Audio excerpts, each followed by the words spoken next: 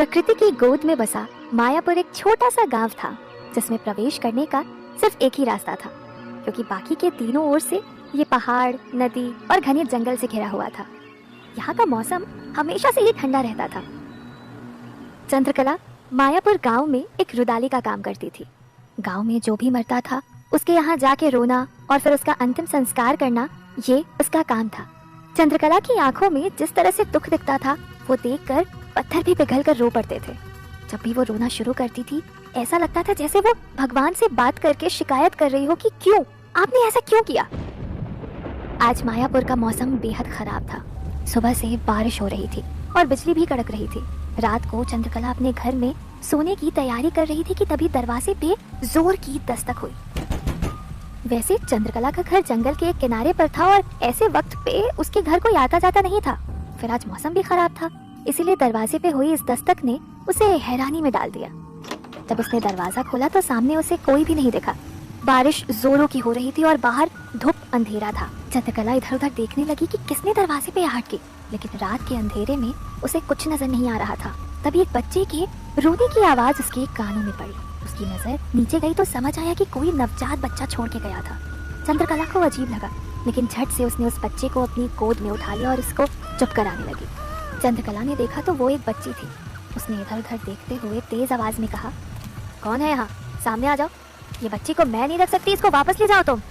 पर चंद्रकला की आवाज सुनने वाला कोई भी नहीं था। चंद्रकला उस छोटी सी बच्ची को देख ये तो समझ गई थी कि कोई इसे बचाना चाहता था, पर कौन ये उसे नहीं मालूम था। उस बच्ची को देख चंद्रकला के मन में तरह तरह के ख्याल चलने लगे कि कहीं कोई बुरा साया तो नहीं, या फिर कोई भूत या पिशाच। चंद्रकला भूत, प्रेत, टोना टोटका जैसी चीजों पर विश्वास करती थी। हमेशा इन सबसे सतर्क रहती थी, क्योंकि उसे पता था कि बुरी शक्तियाँ क्या क्या कर सकती हैं। आज तो अमावस की रात भी थी, जिस रात ऐसी शक्तियाँ और ज्यादा ताकतवर हो जाती हैं। वो ये सब सोच रही थी कि तभी बच्ची की रोने की आवाज ने उसका ध्यान खींचा। वो तुरंत ही बच्ची को अपनी गोद में लिए अंदर ले आई और दरवाजा बंद कर लिया। ठंड से जैसे उसके अंदर सिहरन सी उठने लगी। उसने तुरंत ही बच्ची को एक कपड़े से ढका और रसोई से बच्ची के लिए दूध लेकर आ गई। बच्ची को दूध पिलाते वक्त चंद्रकला ने उस बच्ची के चेहरे को ध्यान से देखा। एक बहुत ही मासूम और प्यारा चेहरा, जिसको देखकर कोई भी अपने सारे गम, सारी मुश्किलें भूल जाए। उसने तुरंत ही उस बच्ची को अपने सीने से लगा लिया और कहा, नीति, आज से तेरा नाम नीति और मैं तेरी माँ। नीति को सुलाते सुलाते चंद्रकला कब खुद सो गई उसे पता ही नहीं चला। चंद्रकला नीति को सीने से चिपकाए सो रही थी कि तभी अचानक से नीति जाग गई। उसकी छोटी छोटी मासूम आंखें बड़ी होने लगी। उसके नाखून अचानक से बड़े बड़े होने लगे। उसकी जीभ अचानक से बड़ी होने लगी और तेजी से वो जीभ को अंदर बाहर करने लगी। इससे पहले कि चंद्रकला संभल पाती, नीति ने अपने नुकीले नाखून उसकी गर्दन पर रख दिए और उछलकर सीधे चंद्रकला के सीने पर बैठ गई। आंखें बड़ी करते हुए उसने जैसे ही चंद्रकला का मुंह दबोचा, वैसे ही चंद्रकला एकदम हड़बड़ा के उठकर बैठ गई और जोर जोर से हांफने लगी। हे भगवान, अच्छा ये सपना था। हकीकत में नीति अगर ऐसा करती तो मेरी जान ही ले लेती। भगवान तेरा लाख लाख शुक्र है, नीति सो रही है और मैं एक डरावना सपना देख रही थी। चंद्रकला की नजर जब बाहर गई तो उजाला हो चुका था और बारिश भी रुक गई थी। तभी उसे बाहर से किसी ने आवाज दी। वो इस आवाज से परिचित थी। ये आवाज गांव के ही एक आदमी की थी। चंद्रकला जब बाहर गई तो सामने सरपंच के यहाँ काम करने वाला आदमी था। चंद्रकला, कल रात सरपंच की मौत हो गई, चलो जल्दी, मैं तुमको ही ले जाने आया हूँ। सरपंच की मौत का सुन चंद्रकला के होश उड़ गए। कुछ दिन पहले ही तो वो उनसे मिली थी।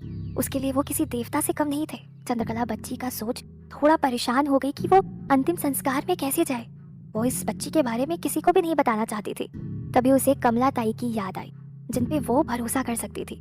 कमला ताई के हवाले उस बच्ची को छोड़ चंद्रकला सरपंच के अंतिम संस्कार में जा पहुंची, जहाँ लगभग पूरा गांव इकट्ठा था। सरपंच सिर्फ कमला के लिए ही नहीं, समूचे गांव के लिए देवता समान थे। हर समय मदद के लिए खड़े रहते थे। वहां पहुंच चंद्रकला को पता चला कि उनकी मौत दिल का दौरा पड़ने से हुई।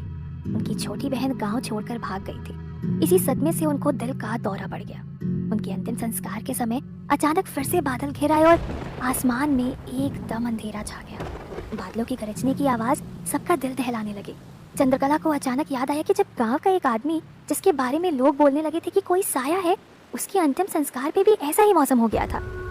उस पुरानी बात को चंद्रकला सरपंच की मौत से जोड़ने लगी और जाने क्यों उसे ऐसा लगने लगा कि इस मौत के पीछे जरूर कोई काली शक्तियों का हाथ है। जब अग्निदेव ने उनके सरपंच का छोटा भाई माधव आगे बढ़ा तो तेज हवा चलने लगी। इस वजह से अंतिम क्रिया हो ही नहीं पा रही थी। पूरा गांव इस बात से परेशान हो रहा था। तभी चंद्रकला माधव के पास गई और बोली, छोटे साहब, मुझे लगता है इनको दूसरी जगह ले जाकर जलाना चाहिए। हमें नहीं पता है कि तूफान कब तक थमेगा। इससे पहले कि कुछ और बुरा हो, हमें और देरी नहीं करनी चाहिए। चंद्रकला की बात सुन के माधव लाश को मायापुर से 30 किलोमीटर दूर एक गांव ले जाकर उनका अंतिम संस्कार किया। चंद्रकला जब वापस घर पर आई तो देखा कि नीति अपने झूले से जमीन पर गिरी हुई थी। उसने देखा कमलाताई वहीं पास में सो रही थी। वो भाग के नीति के पास गई और कहा, भगवान, मेरी बच्ची ठीक हो, उसे कहीं कुछ हुआ तो नहीं। उसकी आवाज सुन कमलाताई की भी आंख खुल गई। कमलाताई ये देखकर हैरान थी कि नीति नीचे जमीन पर गिरी हुई थी। उसने अभी थोड़े वक्त पहले ही उसे झूले में डाला था। हालांकि ये बात भी चौंकाने वाली थी कि झूले से गिरने के बाद भी नीति को कोई चोट नहीं आई थी। तो कमलाताई बोली, मुझे माफ कर दे चंद्रकला, पता नहीं कब मेरी आंख लग गई। भगवान का शुक्र है कि नीति बिल्कुल ठीक है। चंद्रकला ने हामी भरी और कहा, आप बिल्कुल सही कह रही हैं, बच्चे तो भगवान का ही रूप होते हैं। पर चंद्रकला मन ही मन डर गई थी कि बच्चा सही सलामत होना अलग बात है और चोट ना लगना एक अलग बात है। कमलाताई के जाने के बाद चंद्रकला ने तुरंत ही नीति की नजर उतारी। वो नीति को हर एक खतरे से बचाना चाहती थी। उस रात चंद्रकला ने नीति के लिए पूरी रात मृत्युंजय मंत्र का जाप किया ताकि कोई भी बुरी शक्ति नीति के आस पास भी ना आ पाए। नीति अब पूरे 12 साल की हो गई थी। नीति के लिए अपना स्कूल और उसका घर यही उसकी दुनिया थी। वो चंद्रकला के साथ बहुत सारी बातें करती, घर के काम में मदद करती। जब चंद्रकला बहुत थक जाती तब नीति उसके पैर भी दबा देती। चंद्रकला और नीति अब एक दूसरे की दुनिया बन चुकी थी। पर चंद्रकला को हमेशा ही नीति के लिए डर बना रहता था। वो हमेशा कोशिश करती थी कि नीति को कोई चोट ना आए। उसका मानना था कि जो घाव दिखते नहीं, जरूरी नहीं है कि वो होते भी नहीं है। सरपंच की मौत के बाद गांव वालों ने उनके छोटे भाई माधव को सरपंच बना दिया था। आज 12 सालों बाद चंद्रकला को फिर से उस घर में बुलाया गया था।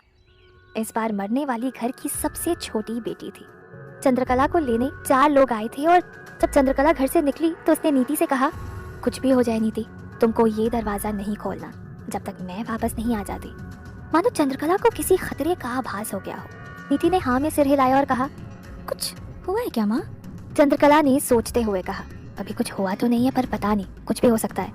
चंद्रकला जब वहाँ पहुंची तो देखा कि माधव पूरी तरह से टूट चुके थे। उनकी इकलौती बेटी अदिति मर चुकी थी।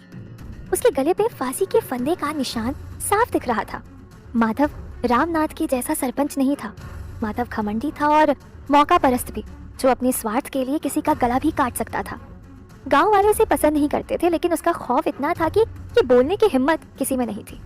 माधव अपनी बेटी से जान से ज्यादा प्यार करता था। उसकी अचानक मौत ने जैसे माधव को तोड़ सा दिया था। चंद्रकला जब वहां पहुंची तो उसे अंतिम संस्कार की क्रिया आगे बढ़ाने को कहा गया, लेकिन चंद्रकला के मन में एक अजीब सा डर था। उसने अदिति की माँ के पास जाकर उनको समझाते हुए कहा, ये कुंवारी मरी है, आपको तो इसे सुहागिन की तरह सजाना होगा, फिर आप इसका क्रियाक्रम कर सकते हैं। चंद्रकला की ये बात सुन सभी दंग रह गए थे। ये बोल वो वहां से चलने को हुई, तभी पीछे से माधव गुस्से से चिल्लाया, ए रुदाली, कहाँ जा रही है? मेरी बेटी का अंतिम संस्कार किए बिना? माधव की गरजती आवाज सुन चंद्रकला सन्न रह गई। वो पीछे मुड़ी तो सामने माधव गुस्से में लाल खड़ा था। चंद्रकला ने डरती हुई दबी आवाज में कहा, छोटे साहब, अदिति ने आत्महत्या की है, मैं इसका अंतिम संस्कार नहीं कर सकती। मैं आपकी बहुत इज्जत करती हूँ, इसीलिए मैंने क्रियाक्रम की विधि बताई, नहीं तो जिस घर में आत्महत्या हो वहाँ मैं जाती तक नहीं हूँ। ये सुन माधव गुस्से से पागल हो गया था और उसे घसीट के अदिति की लाश के पास ले गया और फिर धक्का देके गिराते हुए बोला, चुपचाप विधि शुरू कर, वरना जानती तो है ही मुझे, यहाँ से जिंदा नहीं जा पाएगी तू। चंद्रकला ने डरते हुए माधव के पैर पकड़ लिए और गिड़गिड़ाते हुए कहा, ऐसा अनर्थ मत कीजिए छोटे साहब, सब कुछ खत्म हो जाएगा। अगर आज अदिति बिटिया का अंतिम संस्कार हम कर देंगे तो इस गांव में सब कुछ तबाह हो जाएगा। आप, मैं और पूरा मायापुर, कोई नहीं बचेगा यहाँ। सबके बारे में एक बार सोचिए छोटे साहब। चंद्रकला की आंखों में डर साफ दिखाई दे रहा था, पर उसके अलावा किसी और की हिम्मत नहीं हो रही थी कि माधव से कोई कुछ कहे। तभी गांव के सबसे बूढ़े चाचा माधव के पास आए और उसे समझाते हुए कहा, माधव बेटा, अगर चंद्रकला कह रही है तो मतलब जरूर अनहोनी हो सकती है, इसकी बात मान लो, अदिति बिटिया को लेकर चलते हैं कहीं और। ये सुनते ही माधव ने उन बूढ़े चाचा की तरफ देखते हुए कहा, चाचा, मेरी बच्ची की लाश पड़ी है सामने, अब इससे बड़ी अनहोनी क्या हो सकती है? आप कृपा करके बीच में मत आइए, नहीं तो मैं गुस्से में जाने क्या कर बैठूंगा, खुद मुझे भी नहीं पता है। ये सुन अब बाकी गांव वाले भी डर गए थे कि कहीं गुस्से में आकर माधव किसी की जान ना ले ले। चंद्रकला ने डरते डरते विधि शुरू कर दी। उसने अदिति को लाल जोड़े में तैयार कर दिया और उसकी अंतिम यात्रा के लिए गांव वाले निकल पड़े। माधव के कुछ आदमी चंद्रकला के पीछे पीछे चल रहे थे। माधव को पता था कि चंद्रकला आसानी से नहीं मानेगी, इसीलिए उसने अपने कुछ लोगों को चंद्रकला के घर भी भेज दिया था, जो चंद्रकला के घर का दरवाजा जोर जोर से पीट रहे थे। लेकिन नीति अपनी माँ की बात मानते हुए दरवाजा नहीं खोल रही थी। तभी उनमें से एक ने बोला, ये लड़की ऐसे नहीं दरवाजा खोलेगी, तोड़ देते हैं और बाल पकड़ के खींचते हुए ले चलते हैं इसको। ये बोल वो दरवाजा तोड़ने में लग गया। कुछ ही धक्कों में दरवाजा टूट गया, लेकिन अंदर कोई नहीं था।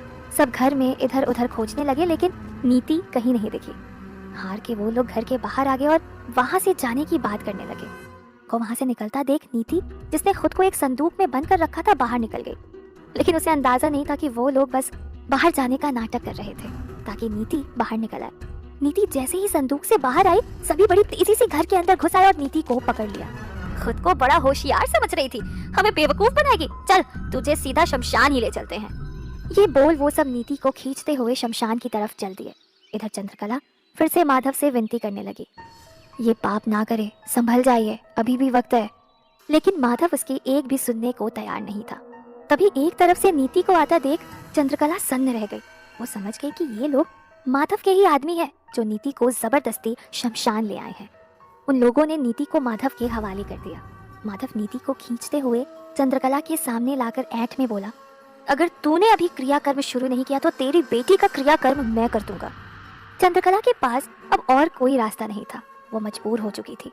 उसने अभी मंत्रों का जाप शुरू कर दिया, लेकिन तभी आसमान में काले बादल छाने लगे, जैसे कोई बहुत बड़ी अनहोनी होने वाली हो। तभी अचानक नीति भी जोर जोर से चीखने लगी। उसके शरीर से खून बहने लगा।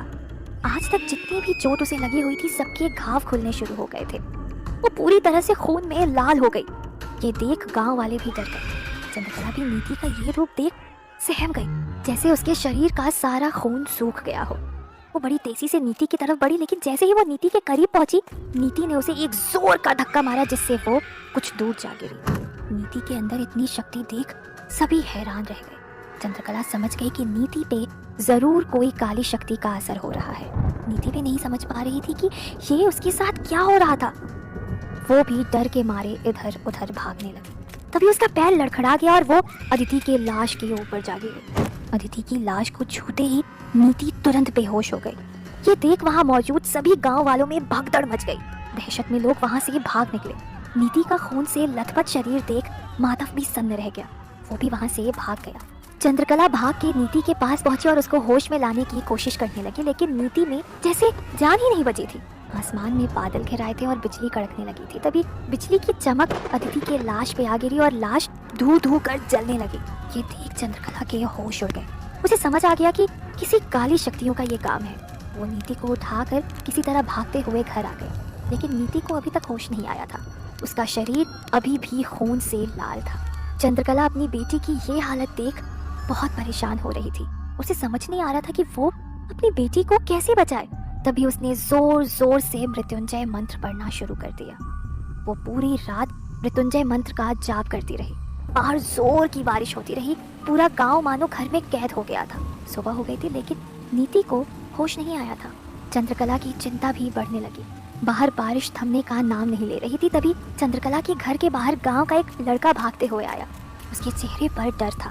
उसने हड़बड़ाहट में दरवाजे की कुंडी खटखटाई। जब चंद्रकला ने दरवाजा खोला तो उस लड़के ने हांफते हुए जल्दबाजी में कहा, जल्दी चलो माई, बचा लो सबको, नहीं तो सब मारे जाएंगे।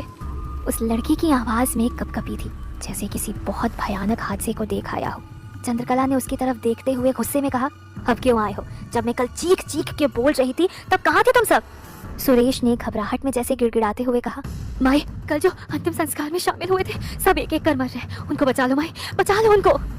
ये बोलते वक्त ही उसके मुंह से खून बहने लगा। उसकी आंखों से भी खून बाहर निकलने लगा। ये सब देखकर चंद्रकला के होश उड़ गए। वो उस लड़की को संभालने को हुई, तभी वो सीधा जमीन में किसी लाश की तरह गिर गया और उसकी जान निकल चुकी थी।